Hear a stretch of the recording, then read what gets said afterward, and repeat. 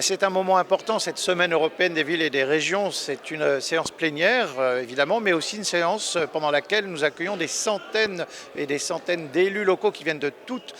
l'Europe, à un moment où finalement nous allons pouvoir exprimer notre inquiétude. Une inquiétude par rapport à l'avenir de la politique de cohésion, des propositions qui ont été faites par la Commission, par sa présidente Ursula von der Leyen pendant l'été, où finalement nous apercevons des projets de renationalisation de la gestion des fonds européens, alors que nous le voyons par exemple dans la région de France, la gestion au plus près des réalités de nos régions est gage d'efficacité de la dépense publique.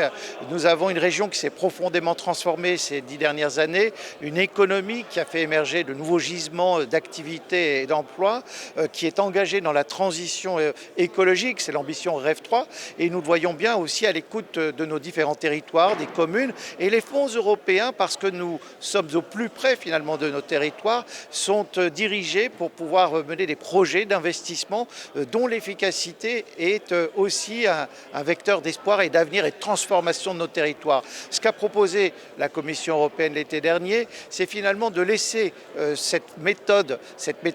qui est très proche de la subsidiarité, c'est-à-dire au plus près du terrain,